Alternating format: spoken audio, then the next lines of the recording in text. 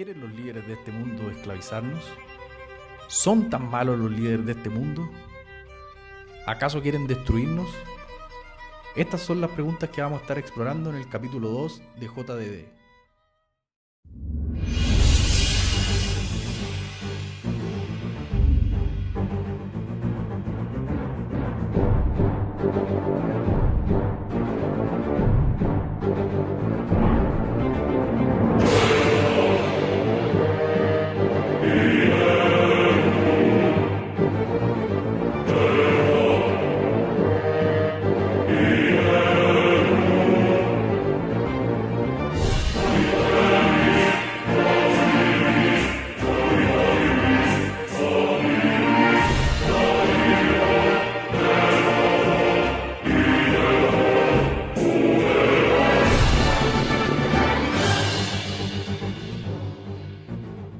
En el capítulo anterior estuvimos explorando la idea de que los líderes del mundo quieren esclavizarnos. Yo les comenté que creo que nos dirigimos de manera inexorable a un punto de inflexión, a un punto de no retorno, en donde todos los seres humanos nos convertiremos en esclavos de una élite perversa. Eso fue lo que yo dije, pero siento que quedó una idea colgando dentro de toda esta teoría. Y es que seguramente muchos de ustedes se dijeron: si yo fuera presidente, si yo fuera quien manda, yo haría cosas buenas por este mundo. Sería un buen príncipe, un buen presidente. Quisiera construir colegios, hospitales, que la gente viva en buenas condiciones. Entonces, ¿por qué creerme esta teoría de que los líderes del mundo o la gente que manda en este mundo es mala o es perversa? Seguramente hay gente mala, seguramente hay gente perversa, pero no tienen por qué todos ellos ser así de malos o perversos, ¿cierto? Esa es la idea que vamos a estar explorando en este capítulo. Y para entender un poquito más el tema, quiero comentarles que ya hay muchos estudios científicos que indican que hay cierto tipo de personalidades que se sienten atraídas hacia el poder y que además tienen mayor probabilidad de obtener ese poder. El poder generalmente, según estos estudios, atrae a personas que tienen tres rasgos psicológicos particulares. El primero es el narcisismo, el segundo es el maquiavelismo y el tercero es cierto grado de psicopatía. El narcisismo son esas personas que les gustan que las miren, que les digan que son lindos, son las personas que les gusta llamar la atención. El maquiavelismo son personas que en general consideran a las otras personas un engranaje más dentro de esta sociedad, personas a las cuales uno puede manipular para obtener ciertos objetivos. Y los psicópatas son personas que no necesariamente un enfermo mental, un torturador o un asesino, pero sí son personas con menores grados de empatía. Les cuesta mucho relacionarse con el dolor ajeno, entenderlo y sentirlo como propio.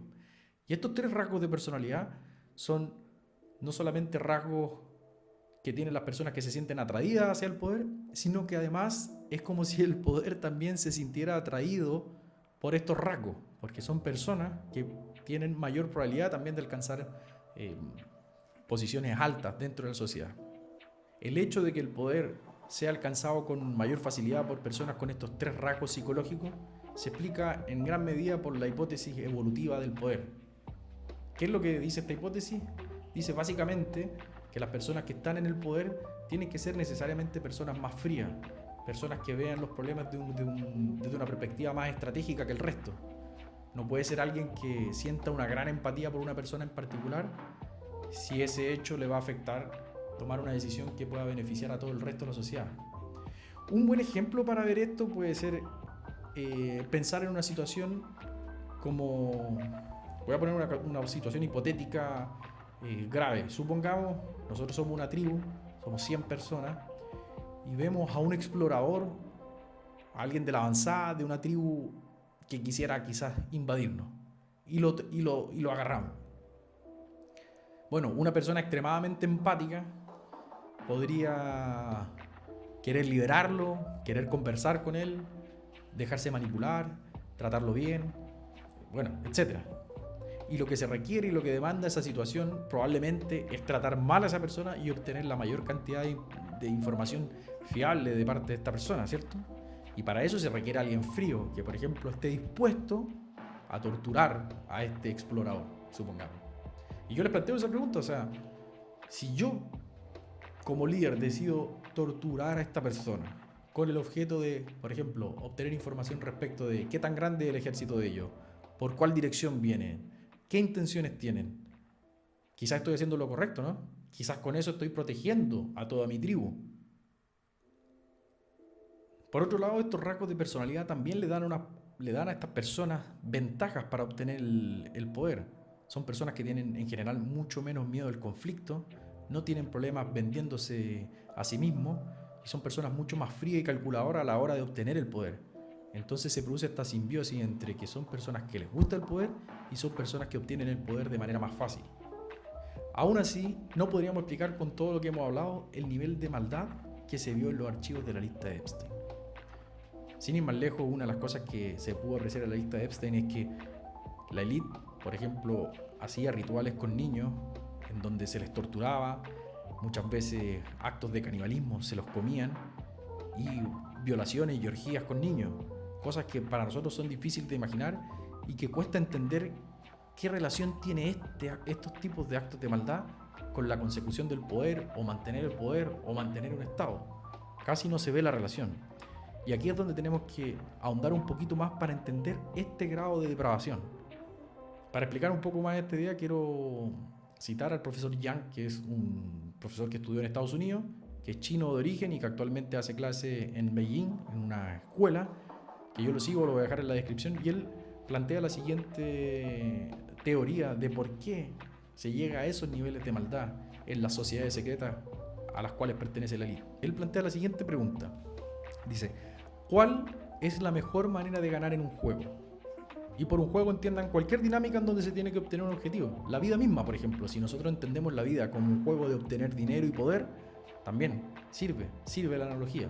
Entonces yo les pregunto, ¿cuál es la mejor manera de ganar un juego? Las primeras respuestas que saltan a nuestra mente puede ser estratega, ser inteligente, ser proactivo, etc. Pero si lo piensan bien, esos mecanismos, esas estrategias, no siempre te van a asegurar ganar un juego. Lo que te da la mayor probabilidad de ganar en un juego es, lisa y llanamente, haciendo trampa. Haciendo trampa es el mecanismo que más probabilidades te da para ganar en cualquiera de estos tipos de juegos. Y cualquiera de ustedes que haya jugado carta o dado y alguna vez haya hecho trampa, va a entender perfectamente a qué me estoy refiriendo. Eso sí que te da una ventaja extraordinaria respecto del resto. Ser inteligente te lo puede dar, pero hay mucha gente inteligente. Ser estratégico, ser hábil, ser trabajador, son cosas que muchos de los participantes puede que también lo tengan. No te va a dar un extra, pero hacer una trampa y que nadie te pille, eso sí te da un extra. Así que como dijimos, para ganar un juego hay que hacer trampa.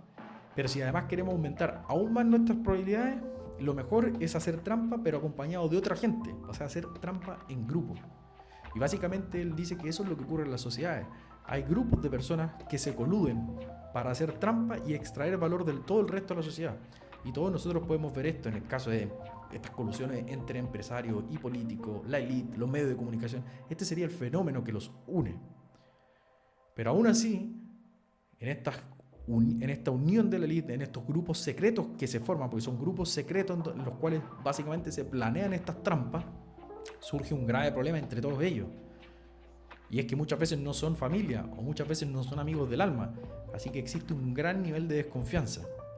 Y los seres humanos siempre encontramos respuestas para todos los problemas. ¿Y cómo resolvieron los humanos desde hace miles de años el problema de la confianza en estos grupos secretos? Los resolvieron mediante rituales. Estos rituales podían tener distintas características, pero lo importante de estos rituales es que fueran rituales que el resto del mundo no pudiera saber. De esa manera yo me aseguro que tú no puedes contar todo lo que nosotros hacemos juntos. Supongamos nosotros somos un grupo de banqueros que queremos arruinar al resto del mundo, extraer la mayor cantidad de plata del resto de las personas y ser millonarios por siempre. Si cualquiera de nosotros llega a delatar al grupo, todo este grupo secreto se pone en riesgo. Por lo tanto, nuestra mayor preocupación es que nadie cuente las cosas que nosotros conversamos y las actividades en las cuales nosotros participamos. Y para eso los seres humanos desarrollamos una técnica. Y la técnica es hacer cosas básicamente aberrantes que el resto no pueda saber. Puede ser que matemos a alguien todos juntos y una vez que ya entre todos matamos a alguien, ya nadie puede llegar con tanta facilidad y llegar y contar aquello que hicimos. Y esto, en la medida que el poder aumenta, los grados de responsabilidad y la cantidad de gente que nosotros estamos dañando aumenta, hace también que los rituales cada vez sean más perversos. Quizás ya llegue el punto en que matar a alguien no es suficiente y con eso no logremos que la persona no diga nada, porque en un ataque de remordimiento o tomando alcohol o quizás en qué circunstancia la persona puede decir, mira, sabes que nosotros matamos a alguien y me arrepiento, ¿cierto? Y no podemos, ya cuando ya la trampa que hicimos es tan grande, no podemos ni siquiera arriesgarnos a eso. Entonces se sube básicamente la apuesta. Ya no se trata simplemente de matar a alguien, se trata de hacer algo que nadie más puede hacer. ¿Como qué? Como por ejemplo, comernos un niño, ejemplo, o violarnos un niño, o hacer un ritual satánico con un niño, etcétera. ¿Se fijan en la idea? Ya cuando llegamos a ese punto ya tenemos la absoluta certeza de que nadie puede contar eso, porque aquello que hicimos es tan aberrante que no hay forma de que la persona que está involucrada pueda ser perdonada por el resto de la sociedad. Nada puede salvarlo de ese nivel de aberración, ni la vergüenza. Ya es imposible que esa persona por voluntad propia cuente eso. Y eso sería lo que explicaría por qué existe esta tendencia entre los seres humanos más poderosos a generar estas sociedades secretas en donde se realizan rituales que para el resto de la sociedad parecerían perversos, aberrantes, etc. Esa es la teoría del profesor Yang. Pero otra explicación puede ser una explicación de tipo más psicológico interno.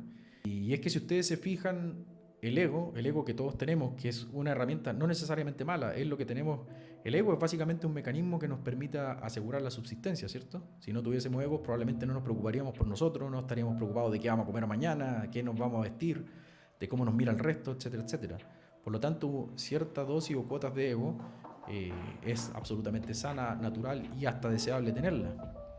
El tema es que, como ya mencionamos antes, los rasgos de personalidad que tienen estas personas son personas narcisistas, son personas psicópatas que por lo general buscan no solamente tener un ego, sino que tener un ego gigante que los diferencie del resto. Y aquí es donde yo encuentro otra explicación a este fenómeno de la maldad absoluta. Estas son personas que tienen mucho éxito y conviven en un entorno de mucho éxito. Para nosotros que somos personas más normales, quizás siendo exitosos, teniendo un buen trabajo, una familia feliz y un buen auto, quizás con eso ya satisfacemos nuestro ego. Pero estas son personas que para ellos eso no es suficiente, eso no lo distancia del resto. El ego tiene una particularidad y que es el ego siempre respecto del resto. No es solamente sentirse bien con uno mismo, es siendo mejor, siendo superior, siendo distinto al resto de las personas. Esa es una de las características del ego. Y cuando tú tienes una necesidad tan grande de diferenciarte del resto, ya las cosas que hacen que el resto de los egos de este mundo se sientan bien, ya no sirve para ti. Ya no sirve para ti tener plata y ser respetado, porque a lo mejor todos tus amigos tienen plata y son respetados. Ya no sirve ser admirado y escuchado, porque probablemente tienes muchos amigos en esa condición. Ya ese mecanismo no te sirve para diferenciarte de las personas con las cuales te juntas. Necesitas algo más. Y aquí es donde yo creo que entra la perversión. Porque, por ejemplo, supongamos esto. Soy una persona rica, soy una persona famosa, todos me respetan, etcétera, etcétera. Pero yo me muevo en ese entorno, quiero diferenciarme incluso de mis pares. Posiblemente algo que me pueda hacer diferenciarme de mis pares es algo que ellos no puedan hacer o no se atrevan a hacer. Como por ejemplo, matar. Yo mato a alguien y además me salgo con las mías. Supongamos, mato a mi empleada, le pago a los jueces, los soborno y no me pasa absolutamente nada. Eso sí que puede ser algo que alimente mi ego. Porque yo puedo sentirme tan especial, puedo decir, mira, yo puedo tomar la vida de alguien, pagarle al resto de las personas y no me pasa nada. Eso sí que me da una sensación de distancia respecto del resto, de que soy importante, de que soy distinto. Y yo creo que ya la distorsión máxima de este fenómeno es cuando nosotros queremos básicamente creernos Dios. ¿En qué sentido creernos Dios? Que ya no importa lo que tú pienses de mí, lo que la sociedad piense de mí, lo que la religión diga, lo que mi mamá diga, lo que mis hijos piensen, lo que absolutamente nadie... No me importa absolutamente nada lo que piense el resto de las personas, el resto de los seres humanos, el resto de las instituciones. Solamente me interesa aquello que yo pienso de lo que es lo bien y el mal, por ejemplo. Entonces, si yo torturo a alguien y salgo con las mías, bueno, eso quiere decir que yo estoy tan distanciado del resto que soy una especie de Dios. Yo tengo la potestad de decidir qué es lo bueno y lo malo. Y eso me da una sensación de grandeza a mi ego que no me lo puede dar absolutamente ningún otro fenómeno de la naturaleza. No hay nada que pueda inflar más el ego que sentir que tú defines lo que está bien y está mal en tu mundo. Y eso es básicamente jugar a ser Dios. Entonces yo creo que ese es el componente psicológico que podría explicar estas aberraciones. Y ahora sí, habiendo explicado todo esto, creo que hace más sentido la conclusión que obtuvimos en el capítulo 1. Efectivamente, los líderes nuestros buscan no solamente nuestro total sometimiento, sino que les adelanto algo. Cuando la inteligencia artificial y la robótica pueda reemplazarnos a nosotros, no solamente van a querer esclavizarnos, sino que van a querer, de seguro, se los firmo aquí mismo, que nos van a querer destruir. Porque ya cuando tengan los mecanismos para reemplazar las labores que nosotros realizábamos, no nos van a necesitar, es más, les vamos a estorbar. ¿Para qué querrían potencial competencia? No la querrían. Eso simplemente aumenta el riesgo en el sistema. Así que eso, quería complementar la idea del primer capítulo para ir cerrando idea, que no quedara ninguna cosa en el aire. Y vuelvo a repetir, estamos cerca de ese punto de ruptura, tenemos que abrir nuestros ojos, tomar conciencia y actuar cuanto antes. Infórmense y también informen al resto de sus amigos.